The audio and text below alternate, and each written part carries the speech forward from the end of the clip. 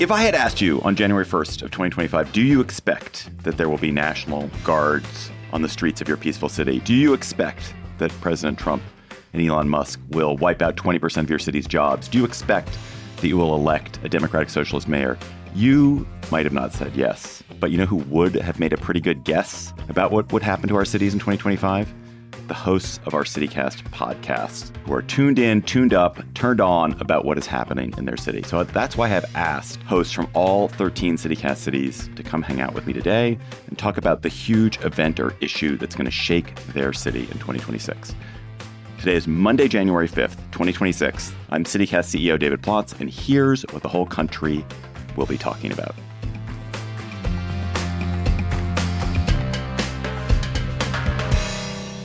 So every progressive activist across America rushed to their stocking on Christmas morning to find out if they got their very own Mamdani for Christmas. The election of Zoran Mamdani in New York has Democratic Socialists incredibly excited about who they could help get elected. Let us talk about the wild undulations we can expect to see in urban politics in 2026.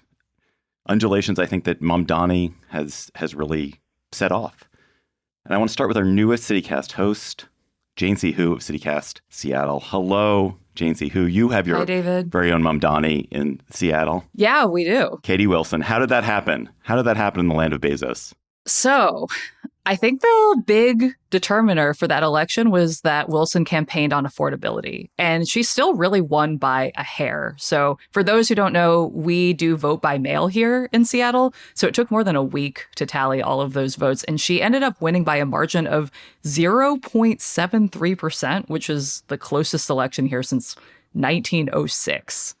Wilson has been compared to Mamdani. And I mean, she has previously identified as a Democratic Socialist. But I feel like the Mamdani comparisons are not quite apt, other than the socialist aspect of things. But I mean, she's described herself as being awkward. She's not held elected office before. And so there are some folks in town who have wondered if she honestly has the riz and the sway inside City Hall to really tackle the growing affordability crisis. But the transition team that she's brought on so far signals that she's trying to play ball with the big companies around here and longtime political operatives in town. So between that and having a pretty progressive city council elected as well this cycle, people are pretty hopeful. But my 2026 prediction is that I think the linchpin of all of this is really going to be when the World Cup comes to town next summer. So previous mayors, whenever there's some big international event, have tried to, in particular, sweep homeless encampments because they want to make sure the tourists see the city the way that mayors want their city to be seen. Wilson has not promised either way, whether she will or will not. Some homelessness advocates have pushed her on this, and she's basically has been like, I can't promise I'm not going to. I think it's going to be interesting to see what she decides there, because it's kind of going to be tension between what people elected her for and what action she's actually able to take here. So Ali Vallarta in Salt Lake City, you guys do not have a mayor to elect, but you're going to have a House member to elect in Salt Lake who will likely be a Democrat because of a bunch of legal cases which have now settled in the Democrats' favor in Utah. And you'll have a district, one of your 4 districts in the state will now be a blue-leaning district. Is there a sense that there's going to be sort of a progressive wing versus centrist wing fight in Salt Lake, too? Totally. And I would say this district isn't just going to be blue-leaning. This is going to be a district that Kamala Harris won by 24 points. So the progressives are getting kind of riled up about it. But the problem really that we're having here in Salt Lake is we don't really have the bench for that. And I mean, my prediction for you, David, was going to be that Utah sends a Democrat to Congress for the first time in more than 10, 15 years. But I think my new prediction is the word affordability is going to lose all meaning in 2026 because everybody wants to use it. But unfortunately, not everyone's record matches an affordability agenda. And we're going to have to get real about that. Are there interesting candidates for the House seat yet? I think, again, like everybody in the wake of Mamdani in this city wants a candidate that makes them feel super excited. And I don't think that's the vibe, unfortunately. And I think also the vibe is like, this is going to suck up so much oxygen. This is going to suck up so much money. And how much is it really going to change our lives as Salt Lakers when we still have a state that is dominated by a really deeply conservative right-wing agenda? And could this money be better served, like changing the makeup of our state house than in a, who's the better Democrat sort of mudslinging primary? So Jacoby Cochran in Chicago, you're losing everyone. Every elected official in your area is decided they don't want to be an elected official anymore. I mean, Chicago has been just the epicenter of so much tension around Trump administration policies. There is a very prominent governor. How are the elections in Chicago likely to shake out in 2026? That's a very good question, because I wouldn't say everyone is retiring or seeking new office, but all of the 90s babies are for sure. Some of Chicago and Illinois' longest standing political leaders are deciding to go be with their families. Those retirees include Senator Dick Durbin, Representatives Danny Davis, Jan Schakowsky, and Chuy Garcia. Now, those names may not mean anything to a lot of you all listening, but between those four people, we are talking roughly 155 years of political experience at the local, county, state, and federal level. And then you got a couple representatives who are stepping down to replace them, which means we are in for not only a competitive primary season with a lot of endorsements and political back scratching up for grabs, but also on the sliding scale of possibility, we are either in for a new energized crop of politicians ready to do the bare minimum of political grandstanding against an authoritarian regime, or we get a potentially transformative slate of new leaders that will help shape the bleak future of the National Democratic Party moving forward. I personally am leaning towards A, but either way, with such major shifts in your political figureheads, it means different initiatives, advisors, organizers, nonprofits, lobbyists, concerns will now have the direct lines to Congress. And that matters ultimately when so much comes down to who is closest to helping control the purse strings and flow of cash down this hyper-capitalist mountain. I don't know about y'all, but here in Seattle, it definitely feels like this is the millennial and Gen Z time to shine in politics. Mm-hmm. Yeah, we've got some people running who have been lieutenant governor and longstanding state representatives. And then we've got folks who this is their first ever election and they're hoping to replace some of the longest standing Congress people. So it's an exciting crop of campaigners for sure. You all are all like millennial and Gen Z. Are you excited to see millennial and Gen Z candidates in office? It is kind of nice. This is Bianca in Madison. I'll definitely say when, Jane, you were talking about Riz, we have a candidate that's being called Wisconsin's Mamdani, Francesca Hong. She's the only Democratic socialist, and she does have Riz for sure. And it is refreshing, David, to hear someone just talk candidly. Whether or not the rest of Wisconsin will feel that way, yet to be seen. But she's being identified as like the wild card in the race. And she's, in addition to being a state legislator, she's been a bartender and a chef, and she swears, she wants to be unapologetic, and that's really something I think folks, maybe in older generations don't know what to do with, but I know it's causing a lot of excitement, so it's kind of exciting. We just saw a ton of excitement here in Nashville with Afton Bain. She did lose, but the blue wave was really exciting for a lot of folks here. The numbers were crazy, and she did run an amazing campaign. And she had Riz for sure. This is David from Las Vegas. I just want to thank you, Plotz, for calling me young. As I think the sole representative of Gen X on here, it's sad. Me and Mike Schaefer, both Gen X. Okay, fair enough. Bree says she's dead Gen X. I'm Gen X. The Dick Durbins of the world, the boomers, are leaving, and we're not being asked to step up. It's all the youngins. But I have faith in the young people. Go young people. Allie here in Salt Lake. I will provide balance to that. I am cautiously optimistic. I want to be represented well, and I don't care how old that person is. And I think we are seeing some people leverage their identity, especially in this progressive primary, to make the case that they're the more progressive candidate. And that's just not always the case.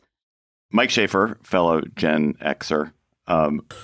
Here in Washington, D.C., where we live and where you host CityCast D.C., the dynamics are kind of different. Totally. Although we may well end up with a Mamdani-like mayor in 2026. But what's happening here that makes it different? All right. So the big question you asked, what's the big story of next year? It's the same as the big story of this year, which is, will the main industry of this city survive in a way that continues to, enable whatever prosperity we've had? They've cut massive numbers of federal jobs. They're talking about moving entire agencies away. This is the middle class of Washington. I'm not talking about the sort of political elite. I'm talking about the guy with the lanyard who commutes from like an unfashionable neighborhood to a government job, and that is effectively the middle class of the city. So that kind of hangs over every other sort of big story I could talk about, real estate or this mayoral election that we're about to have, where just like in a lot of places, we'll have a centrist candidate against a democratic socialist. I think just to use Mamdani as an example, I think that was predicated on two things. One was that nobody was sitting around worrying that will Wall Street move to Kansas? So there wasn't this question of this sort of first principle of are we going to even have wealth to redistribute? And secondly, Mamdani was able to focus on legit affordability and not get trapped in post-collegiate issues like bike lanes and composting or whatever. So I think the combination of real anxiety about whether there even will be a basis of wealth here and the difficulty that the local progressives have in avoiding the kind of identity lifestyle issues is going to make it really hard for there to be any kind of Mamdani-ish mandate out of the election. For DC, just to linger on my town, because I live here, do you think we're going to have a lot more confrontation with Trump in DC or not so much? I sort of go back and forth on that. On the one hand, I could see if we get close to the election, despite everything, he has had a decent enough relationship with the outgoing mayor, Muriel Bowser. If we get into a situation, particularly where Janice Lewis George, who is the Democratic socialist in the race, if she is doing well, you could see her as a sort of irresistible target. And I think, maybe less of a interpersonally skilled political operator. Muriel Bowser has done a very complicated dance of trying to retain her own personal dignity while also trying to play nice with Trump. It hasn't always worked, and there's big debates about whether it was the right move or anything, but she is fairly skilled at that effort. All right. I want to ask all of you all something. We're making predictions about what big thing could happen in 2026. But January, also time for leaving things behind. So I'm curious to all of you, what trend do you hope ends in your city in 2026? You can just shout that out. Paid parking everywhere. Type 2 fun. Wait, what is type 2 fun? Type 2 fun is when it's not fun while you're doing it, but you reminisce on it and it's fun later. And Salt Lake is a very outdoorsy city, and there's a lot of people pushing type 2 fun, which is basically just misery rebranded. This is Megan in Pittsburgh. That was literally in my wedding vows, is that we were committed to type 2 fun. You are not welcome in Salt Lake, apparently. Are you a marathon runner, Megan, or something? No, but my partner is. Okay, there we go. Type 1.5 fun is where it's at. Yeah. No, in Austin, I need y'all to save us from the influencers, please. Jesus. Help us, please.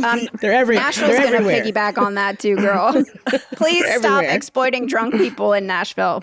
Please. Influencers really get in there. The Hawk Tua girl, come on.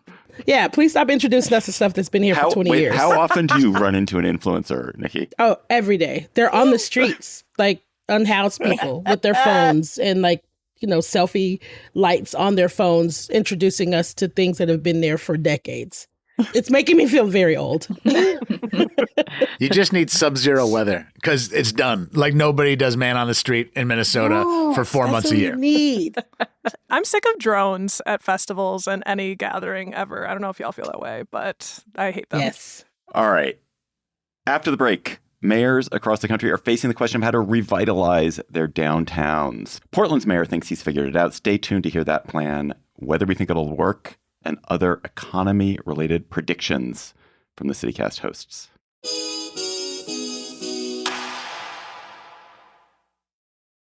Claudia Meza from CityCast Portland. I was surprised to learn that you have a sky-high downtown vacancy rate, which I was really surprised to hear that. Portland always seems so prosperous whenever I go there. Why do you have that? How does your mayor think that he's going to fix it?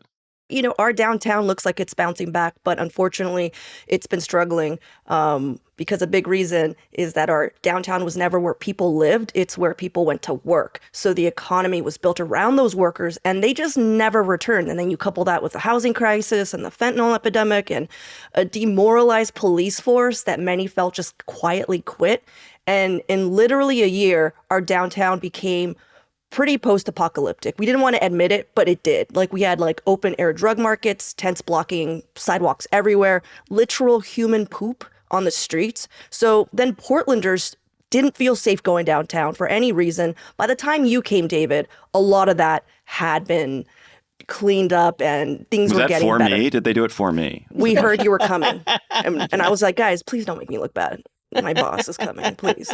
No, it took like 3 years. That's funny. So foot traffic is increasing, but money bags still see us as too risky. So we have one of the worst markets for real estate investment in the country, meaning bringing back downtown is going to be kind of up to us and local investors. So my prediction is that our very determined and ambitious mayor is going to put on his most optimistic horse blinders, which he's famously known for now, and he's going to help push policy that creates more opportunities for smaller businesses to thrive downtown. Keith, our mayor, he's good at drumming up support with other regional leaders. And he's already stated a desire to cut taxes for small businesses. He's also said he wants to fill 2 million square feet of empty office space and build 2,500 new housing units in our downtown core by 2030. So I think we're going to see an increase of weird, seasonal, one-off creative storefronts and maybe even creative housing solutions begin to bubble up next year. I think Portland is going to do what it does best. It's going to get weird. It's going to get crafty. It's going to get arty. It's possibly even get gayer. I don't know, but more creative people are definitely going to go downtown and see it for what it is, which is a blank canvas. Do any of you guys have solutions for downtown from your city that you think, oh yeah, we got to try this elsewhere? Trinae. Yeah, we've got that same housing issue, same downtown issue. Our mayor, Sherelle Parker, has her own initiative called the Home Initiative. 30,000 units preserved or created in the city. And she wants to transform old schools and office buildings into housing. How? 20-year tax abatements. Oh, gotcha. We can't do stuff like that downtown because we're on a fault line. And so now everything has to be retrofitted and all of the buildings are basically made out of brick and things that kill people. So it's just so expensive. And also nobody wants to share a bathroom because we've gone into this and they're just like, it's going to be gajillions of dollars to turn this. So we have to figure something out. I will say we're already seeing local property management companies starting to lean into this mission. We recently had a contest with one of these property management companies where our listeners came up with ideas for what to do with empty downtown office spaces. And we're doing more stuff like that in the new year. So I think with Focus City investment pouring in, we might see downtown as Portland's newest punk rock mall. We actually just did a study around that in Denver, and it's very hard to turn 70s, 80s, and 90s buildings into housing. There's very few options. So our city, actually, our mayor just bought a dead outdoor mall that is downtown and is turning it into an adult play zone is one of the ways that they're trying to revitalize our downtown. That's not helping our housing situation, but... Adult play zone sounds dirty. Open air, what does that mean? You can drink and hang out and they'll be, really, what does that mean? Actually, David, that's the question. What does that mean? I don't mean to be the dirty capitalist, but like a punk rock mall typically does not throw off a lot of wealth that could like subsidize a public school system or hospitals or daycare. Mike, but it's fun, Mike. It will be super fun. Where do they see the making Mike, Portland a place you want to live happen? It's for one, Portland is already a place we want to live. But two, if you build it, they will come. This is the magic of gentrification. You get a bunch of artists, you get a bunch of like weirdos into a space. They bring their friends. They start making it cool. People come there, and then the man comes in and takes it away from them. But there's also the specter of business improvement districts that are popping up too. So when they see an area that is rising up, maybe grassroots and maybe gentrifying a little bit, these pitches for business improvement districts, which is basically creating little owner-owned pseudo-governments in these little zones that they design, which, I don't know, some places they work. Like I hear Denver, that's what we keep getting pitched in our downtown, that be more like Denver, but there's a lot of skepticism. Yeah. So if the punk rockers come in 2026, the man comes in like 2030. Right. There's going to be a gap. No, I say 2040, okay. 2040 for sure. Let's move on. I can't wait to check back to see whether the man has arrived in 2030, 2035, 2040. That's amazing. Pittsburgh, Megan Harris of CityCast Pittsburgh, your city is in like more economic trouble than any other city in our network. And I did not realize that. You have universities, you've got big businesses. What is going wrong in Pittsburgh? I mean, there's a lot going right, too. So our small business community is amazing. The colleges, the hospitals, the nonprofits, like, they're fantastic. So is the food. We're also just really nice people. Y'all should come. But we're also going broke. It's funny to me, every time we get together like this, a bunch of y'all are always fussing about the problems that come up when your city has this huge population boom. But I would just counter that it also sucks when, for whatever reason, your city cannot grow. Our population is totally stagnant. We can't collect enough taxes. Whole skyscrapers are getting devalued to the point that, like, they can't be leased. And that just makes the tax problem so much worse. We also have the same thing every other city does with a minor housing crisis. Trinae knows this in Philly. Our state won't pay enough for public transit to thrive anywhere around here. I mean, I think this is the worst example. There are literally ambulances breaking down on the way to the hospital with people in medical crisis inside of them, because we can't afford to replace them right now. I just think this is going to be such a huge challenge. And like literally today, we have a new mayor getting inaugurated. And I'm betting that for a lot of voters last year, they picked him because they were just hoping that some kind of change might help. Remains to be seen whether that's going to be the case. Why is Pittsburgh population stagnant? I mean, it's a cool city and it's got lots of charms, as you say, and a lot of other cities are growing like crazy. Why are you guys not growing? I mean, I think a lot of it's just reputationally. Like, I mean, genuinely, like, what do y'all think of when you think of Pittsburgh? Because I think a lot of people, that answer is like very Rust Belt, very industry heavy. I mean, not for nothing. We had literally 100 years worth of like city skyline photos that were black and gray because of all the smoke and stuff. We helped build America and we destroyed our environment doing it, but we're better now. Everything has been better for decades. But I think that kind of disinvestment and watching a lot of like small industry towns, a lot of blue collar workers lose their jobs, a lot of labor rights get eroded, has resulted in this space where people for a long time, they left the city, like especially in the 80s and 90s, like if you grew up and you were ready to go to college, you left town because the opportunity was not here. That's so different now, but it's taken 30, 40 years for people to come around to that way of thinking and for a whole new generation to kind of return. Like we just lost Gen X, basically. And so it's on the millennials and the Gen Z to try to come back and talk about how great we are, but that takes time. Actually, millennials and Gen Z cannot come back because they are all moving to Austin. Nikki Devon. That's true. We also have competition to contend with. I want to talk to Nikki because Nikki, you guys have almost the opposite problem from Pittsburgh, but also have a kind of government crunch. But your problem is you have too many people. There's too much wealth. Yep. And you're growing faster than probably almost any city in America, and yet that creates a different set of really difficult problems for leadership. Yeah, so we are growing way too fast and we do not have enough money to keep up with how fast we're growing. So the city came to the constituents with something called Prop Q, which was a tax rate election to increase property taxes by 5 cents on every $100. And it would have resulted in an average of $300 increase on property taxes a year. So, of course, everybody in Austin said, hell no. And overwhelmingly, they voted it down. Meanwhile, our number of unhoused neighbors are rising. And even though all these rich people are moving in and pumping all this money in, regular ass people can't afford to stay here. So we're moving out to these smaller cities on the outskirts like Kyle and Buda and Pflugerville. And so now there's an organization that's like, we want to audit the city. What y'all spending our money on and why y'all asking us for money?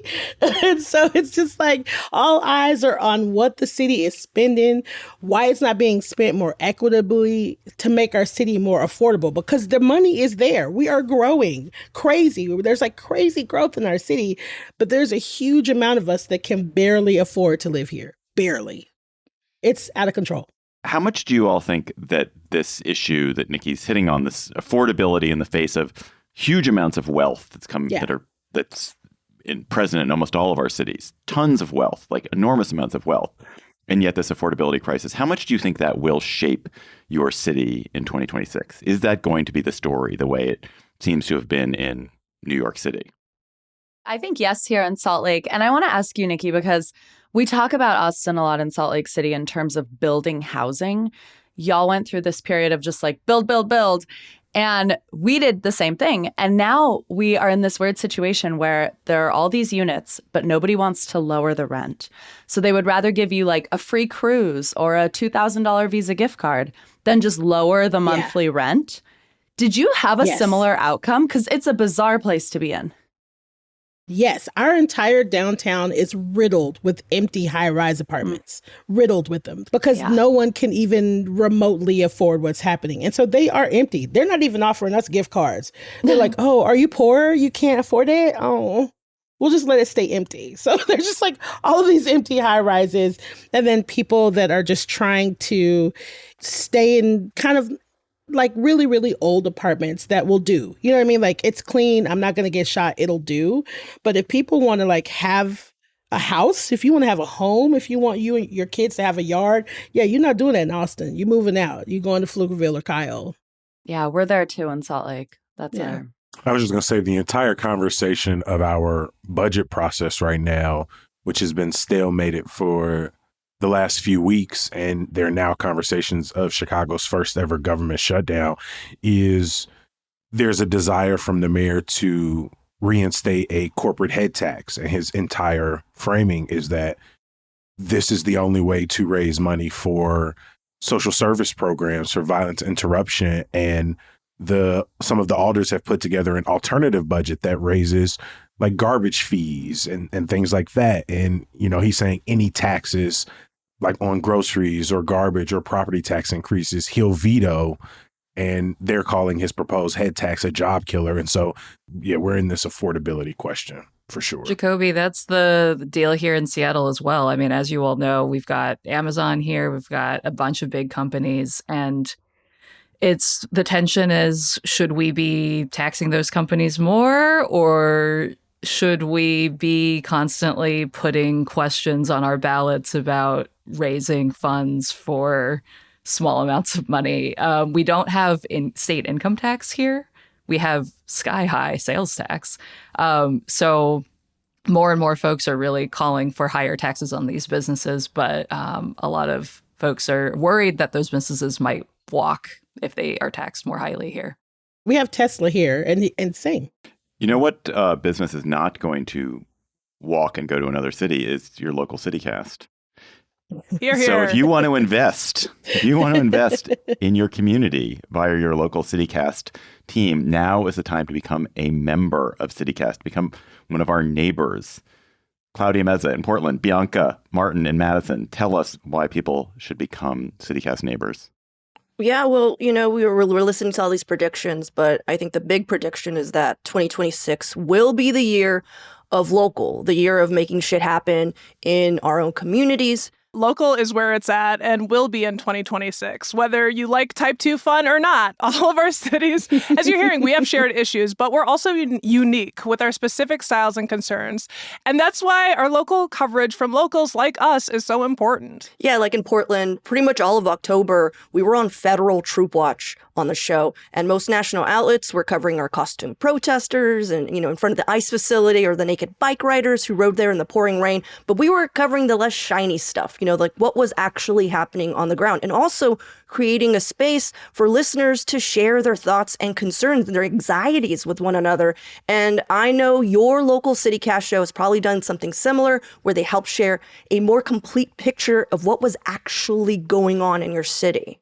100%. I mean, here in Madison, Wisconsin's recent local elections have had so much national coverage, specifically the most expensive state Supreme Court election in U.S. history. And I'll just say our coverage was better. Local is better. I'll say 100%. Yeah, 100%. because we live here. We know those people who are running for office. We know the issues that are going to impact us. They impact us directly. So if we've ever informed you on how to vote, or, the fun things like we've helped you learn about what you can do with your library card or made you laugh about the quirks that make your city unique, help us stick around by joining as a neighbor. Head to membership.citycast.fm, make our day, keep local front of mind for you next year. Yeah, when you become a CityCast neighbor, you're literally sustaining this local conversation, like the curious, passionate, the weird, the very human conversation about our respective cities. And you also get perks like ad-free listening and invites to member-only events. Local is 2026. We're doing it best. And we should be clear, CityCast is an experiment that bets on locals like you choosing to care about us and invest in local journalism. Again, become a member today at membership.citycast.fm. Join us. You won't regret it. Today. Today. Bianco I love the way that you say that. Me too. So we've already heard from one of our new cities in the CityCast network. We have another new city, or two new cities in the CityCast network, the Twin Cities. Sean McPherson, you're the host of CityCast Twin Cities. And I think in 2026, it sounds like immigration is going to be a huge issue in your cities. Certainly, it's going to be a huge issue nationally, but something's going to bend or break in the Twin Cities because we have two competing policies that have been part of our lives for a long time. The Twin Cities are famous for being hospitable to immigrants, specifically documented immigrants, but this has been going on for decades. We have a network of churches, including Lutheran Social Services and Catholic Charities, that have been very pro-immigration. But the Twin Cities are also infamous for being hostile to Black and Native people. And this is not the murder of George Floyd and the subsequent uprising was not a blip. There's a history here for decades as well. And as I see the chatter, as ICE's focus has been on our Somali neighbors for the past couple of weeks, and it looks like it will continue, the chatter on Facebook makes me think that a lot of my neighbors are not following the American rule, the golden rule, or the idea that America is built on a set of ideals. They're saying, we want these Somali folks, even if they're citizens, out. Now, maybe that's bots, but I just don't envision the end of December of 2026 of us going, we haven't sorted this out. We will determine as a city, as a state to some extent, where we land because this tenuous alliance is not going to work going forward. What's been happening with Trump and the Somalis is really, really disturbing. And obviously we've seen versions of this in other cities with other groups, but it is something particularly vicious about what's happening with the Somalis. And I wonder whether, has there been, I mean, you said there's been people supporting what he's saying, but I presume there's been some kind of rising in defense of the Somali residents of your cities. Absolutely. I've seen that on the streets. I've seen that from a lot of our Democrat leaders. We have only really seen one Republican leader step out and say, I really disagree with where President Donald Trump is standing. He wrote a letter and he said the Somalis have contributed so much to our community. They are our community. But it's been pretty mum from some of our leaders. It's been blindingly loud from a lot of my neighbors, a lot of our neighbors who have been stepping up. But I'm seeing both of those conversations, David. There's a lot of things being levied about what percentage of Somali folks are on welfare. A lot of that completely inaccurate. But we're not at a consensus. We are not. And I think that this year is going to be a lot of navigating, coming to a consensus. There's a spot I hope we land, but I am not certain where we will land. So Trinae Nari in Philadelphia, you are going to have the biggest year of all of us, your city. You have the 250th anniversary of the Declaration of Independence and just a massive influx of activity of tourists. I'm sure the president is going to be up in your business a lot. What is that going to do to your city in 2026 to be overrun with 1776 reminiscence? We are celebrating so much in Philly this year. We're hosting the NCAA tournament, MLB All-Star Game, FIFA World Cup, and every cultural institution, local and federal, will be marking the 250th signing of the Declaration of Independence. So our tourism records are going to go sky high. We're reigniting tourism in our city. But my hope is that small, local, minority, women-led businesses, as well as our beautiful neighborhoods outside of Center City, also get this financial boost. All right, I'm going to stick with tourism, but maybe to the darker side of tourism. David Figler in Las Vegas. You guys have a new crime bill that would basically allow your government to bar anyone they want or bar undesirables from the Strip. What's up with that? Yeah, well, everyone knows the Las Vegas Strip. It's one of the most famous destinations in the world, a real driver of our economy. So, it's no surprise that the resort owners have perhaps an outsized influence in public policy here. So for over a decade, the casinos, our elected officials, and our marketing agency have not been happy whenever people behave in ways that are outside the official narrative of a fun and safe space for tourists to come and spend all their money. These flare-ups are very natural. But as a result, the industry has been angling for a way to rid the area of all so-called undesirables, David. The unhoused, drug users, aggressive showgirl buskers, dudes giving away cassette tapes, whatever. And now in the form of that governor's latest crime bill, they have their best effort. It's actually a bipartisan effort, establishing a special court for people who commit the most mundane and minor offenses on the Strip. And it gives them the power, I would actually say the mandate, to literally ban anyone arrested under these charges with what they call an order out. And that means once a judge issues an order out, it becomes a new crime just to step foot near a resort, even on the sidewalk, let alone going inside any of the casinos. And this bill also enhances penalties of any crime directed towards hospitality workers, basically making valet parkers and bellmen a protected class like teachers and police officers.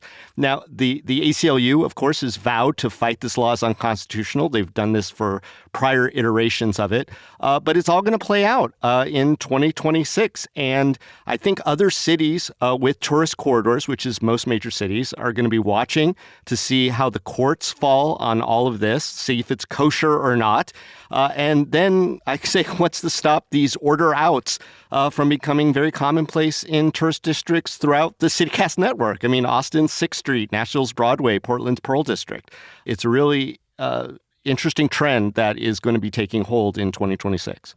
Does it stem from an actual issue? I mean, do people feel unsafe? Do people feel harassed on the Strip? Have there been instances of criminal behavior on the Strip that have unsettled a lot of people? Well, sure. There has been, because it's a dense area where a lot of people, I mean, the Strip itself is about 5.5 miles long, but, the concentrated areas are in front of the big tourist attractions like the Bellagio fountains, et cetera. And we have seen, people attack other people, a lot of panhandling, et cetera. And while there are these flare-ups with the kind of the bigger issues, these are people visiting sometimes, not the chronic unhoused, and that's who this order out is really targeting. Just people who are hanging out on the Strip who they don't want hanging out on the Strip. So I don't know that this rule stops, the stabbing that happened not terribly long ago of a couple of buskers from a person with serious mental health issues. But it does certainly clean up, if you will, and I threw the biggest air quotes in the world that I could, the area, so it's just tourists spending money. So we're about to go into another quick break, but it was really fun hearing you all shout out your thoughts on trends you wish would disappear. So I have the flip side question for you. What trend in your city do you hope will go national in 2026? Cookie tables. What are cookie tables? Oh, yeah, what are cookie tables? Cookie tables are a thing you have at a wedding where everyone in your life or just the bakery you love most bakes you a bunch of cookies and everyone gets to eat them and also take a box home. They're an automatic favor. They're delicious. They're perfect. I thought it was a table made out of cookie. But that also sounds good, too. It kind of too. is in its way. That goes right into mine, which is food share networks. We had a beautiful display of mutual aid with the government shutdown, and it's not a great moment for economic security for folks, and people really came out and helped avert disaster, and it was gorgeous. So cookie tables and mutual aid. Bianca, I'm now going to think of cookie tables as mutual aid. Yeah. Thank you for making this connection for me. Healthy cookies. I think everyone should get a sphere. Y'all need a sphere. Let's get a sphere in Madison. Well, tempt us. We've got hard pass. We've got Red hard Rocks. pass. We don't need a sphere. I'm going to say more creative protests. I'm going to say we need way more creative. I'm not here to tone police anyone's protests, but I'm just from experience. I'm saying get a little naked. It doesn't hurt anybody. You guys really were incredible in Portland. That person, the Victorian tea person, is that person still out there? No, but I mean, there were so many amazing one-act plays happening in front of the ICE facility. And what it does is it just makes the opponent look foolish. It weirdly makes them look foolish, which is weird because we are foolish. And it's just like, you're going to be funny, we're going to be hilarious. You know what I mean? And I want that energy from other cities. I want to see it. Zero proof cocktails. Ooh. That's our trend too here in Nashville. That's what I was going to shout out. I think it'll cause Philadelphians, as you know, let's just calm down a little bit. Yeah, same here. Just chill out. Have a mocktail. They're so expensive. No. Have a mocktail for $23. I like the cannabis-infused cocktails that are famous throughout the Twin Cities. Ooh. Come on up. I'll infuse you whenever you want. Wow, y'all all have really nice things. I was thinking for Austin, Scream Club. Ooh. Everybody should have a Scream Club. Everybody gets together on a bridge at the same time and screams into the void. A lot of moms in Philly are doing that. Yeah, it's awesome. Like me. I went to a rage room. That was fun. Just Nikki, have you gone to the Scream Club? No, because it's so early in the morning. Why can't we scream in the middle of the day? I don't understand why it's so early. You need to build it up throughout the day, Nikki. Yeah. But a lot of my friends have done it. I feel like a happy hour Scream Club would hit way more. All right, we're going to take another break. After that, we'll be back with our last batch of predictions for you, from more Tesla tunnels to stadium corruption. Don't go anywhere.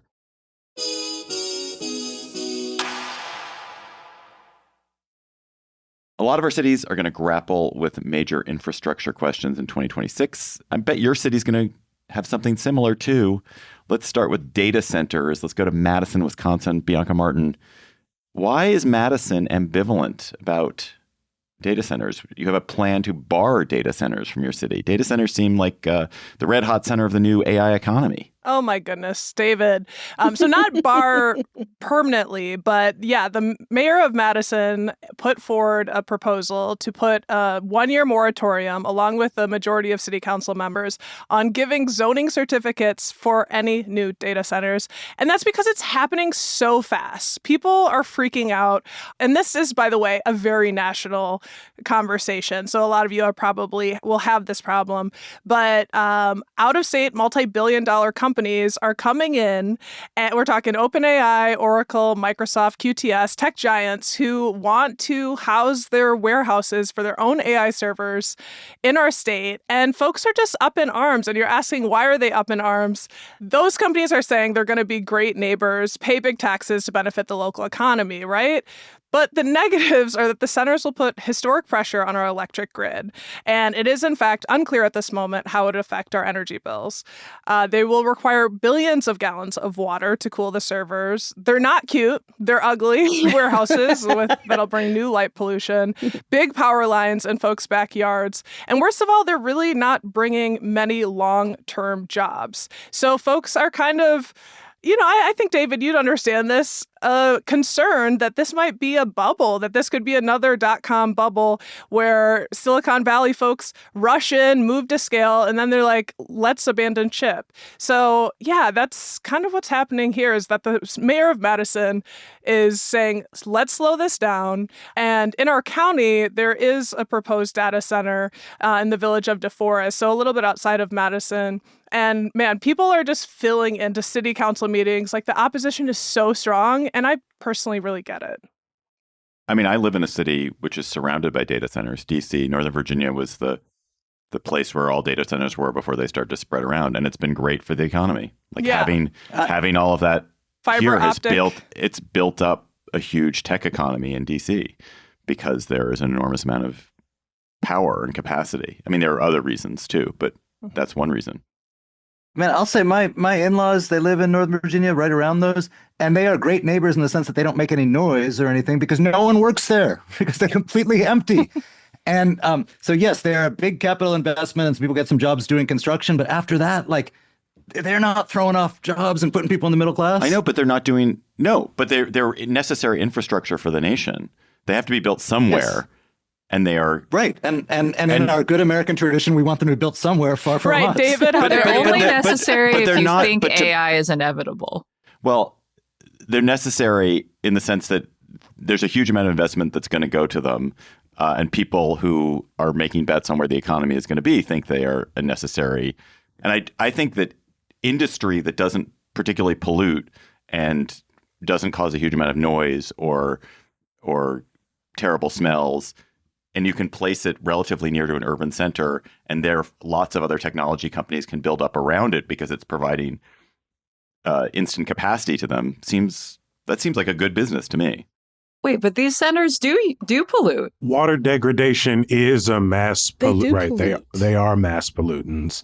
The way that they strain the power grid is also in many ways a pollutant. And the fact that a lot of them, especially in Chicago, will end up in largely Black and brown neighborhoods where, as Mike pointed out, those jobs will not get pushed back into the neighborhood. I do think in the world of sort of siphoning resources from already divested neighborhoods, they will continue to be a pollutant in that regard. Well, it is the case that having data centers has caused buildup of tech service industries and tech-related businesses to happen nearby because that distance, that being near to it, has been helpful. But the problem is that sometimes it's not just disinvested places. This is Megan in Pittsburgh. Like, we're also talking about doing it in really beautiful, like, green spaces that we don't want to be cluttered with this kind of nonsense. Yeah, there are actual humans living there, and people who've farmed those areas for generations. It's not disinvested areas in a lot of Wisconsin. These are areas that just maybe don't have huge population centers for the most part, but they are gorgeous. To Megan's point, folks here are not stupid. And feel like they're going to be taken for a ride. And who knows the long run. Let's move on. But I would point out, like, everything has to be built. Like, if you think that things are going to be built, then you're going to have an economy which is going to require some sort of industrial background. Things have to be built somewhere. I guess I feel like this is intrinsically something which has trade-offs. And you can't just go without industry in a world. Well, that's why I spent 700 hours researching this. And obviously it will be a conversation in 2026. That is going to be, it's going to be a doozy. I can't wait to hear it, Bianca. You spent 700 hours. ChatGPT could have saved you a lot of that time. No. All right, let's move on to Nashville. Marie Cecile Anderson, you guys also have building that's happening in Nashville that maybe is desired by tech lords and not by everybody else. What's that? Right this second. Underneath Nashville, Elon Musk's Boring Company is drilling the Music City Loop. Yay. Yep. Folks, it's a privately funded underground tunnel that would shuttle people between the airport to downtown in a train. No, a fleet of Teslas driven by humans. Now there's even more proposals. Of course, they started with this one. Now they're saying there's going to be plenty more tunnels underneath Nashville. And Figler even came on our show to kind of tell us what we could expect because they've been experiencing the Las Vegas loop. And so thank you, Figler, for giving us a fair warning because we're experiencing it now. Surprise, surprise. We already are getting safety concerns, OSHA complaints, crews walking off the jobs, council members saying that their questions won't be answered by the Boring Company. A lot of locals are just saying, why can't we just have real public transit, like an express bus from the airport to downtown? And then meanwhile, the state is calling all the shots while Nashville's basically just stuck watching from the sidelines. And this is the crazy kicker, is that hardly any geological testing was done before the digging started. And Nashville is built on hard limestone, which has caused a ton of issues in the past in our history. And so my prediction for 2026, are we all... Sinkholes everywhere, all over Nashville. Yes. Well, not just sinkholes. Nashville has also got a flooding problem because it's built on rivers like most of our cities. It's like Swiss cheese under Nashville. So yeah, are we just going to fall into a sinkhole? And I mean, my own personal prediction, like maybe my podcast isn't going to do so well because there's just going to be drilling and vibrations in every recording. underground. When you're in the Tesla tunnels in Vegas, Figler, can you get a cell signal? Can people even listen to podcasts? I'd imagine you can. It's not that deep down, though it's fairly deep. And I personally don't go down it because I've done way too many public record requests about some of the safety things that make me personally, as a human being, not want to go into a car under the ground in the way that it was built. That said, you're welcome, Marie, because we allowed it to happen and now we're the test. All you have to do, it's real simple to stop this if you want. Just say, we need to have an environmental impact study because we haven't done that. And every other place where Boring has done that, has had that requirement, they just pack up and move. Strange, isn't it? Okay. We did a lot of reporting on that from CityCast Las Vegas in cooperation with ProPublica earlier in the year. That's right, you did. All right, we're going to finish up in Denver, Bree Davies.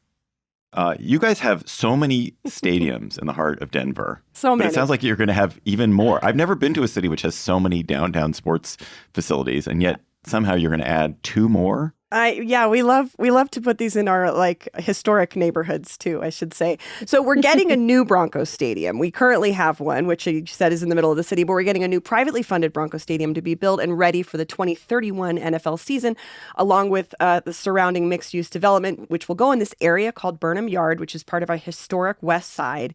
This is privately funded through the Broncos owners, the Walton Penner family group. Yes, those Waltons. And the tricky part here is we just passed a bond that will pay for improvements to the surrounding bridges and roads that conveniently serve this area around the Broncos Stadium, which magically, there are plenty of other bridges and roads around the city that needed serious help this year, but these projects will be getting special attention from our bond. So some folks are seeing this as a, quote, secret subsidy to the Broncos, even though the city is not putting any direct money into it. But then, meanwhile, 5 miles away in a very long vacant lot, I don't know if it's a super fun site, but it was a pretty toxic site for a while. We are potentially getting Colorado's first National Women's Soccer League team, the Summit, and a brand new stadium will be coming there as well. But things have gotten a little bit dicey recently because City Council voted to delay a vote to use $50 million of city funds to buy that land for the stadium. And then the team threatened to pull out if we didn't put our money up. So we're in the midst of this conversation around if the city will be paying that $50 million. It looks like we probably will. But our mayor, meanwhile, is very excited that in his first term, he may be the guy that's hosting 2 brand new stadiums being built in the middle of Denver. Your mayor does love to be the center of attention, so he will probably enjoy that.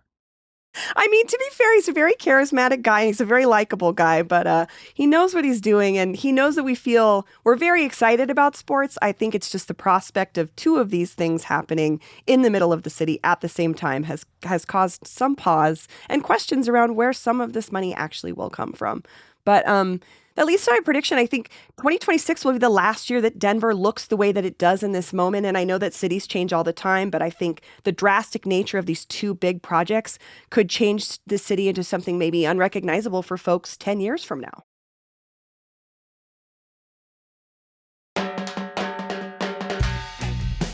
All right, it sounds like it's going to be just a crazy year all around the country. I can't wait to see how all of these things pan out, whether the gentrifiers have come, whether the data centers get built, whether the strip is being denuded of undesirables, and whether everyone is indeed in Philadelphia. I know our 13 hosts are going to keep their city updated on all the important and strange and useful information that you need to know about our cities. Thank you, Jane and Allie and Jacoby and Mike and Claudia and Megan and Sean and Nikki and Trinae and David and Bianca and Marie and Bree for being here today. Thank you. No more Thanks, stadiums. David. Happy New No Year. more stadiums. Go Birds! No Go more Pack. stadiums. No. And thank you, listener, for joining us. Your very own CityCast host will be back in your feed with a local story tomorrow. Take care.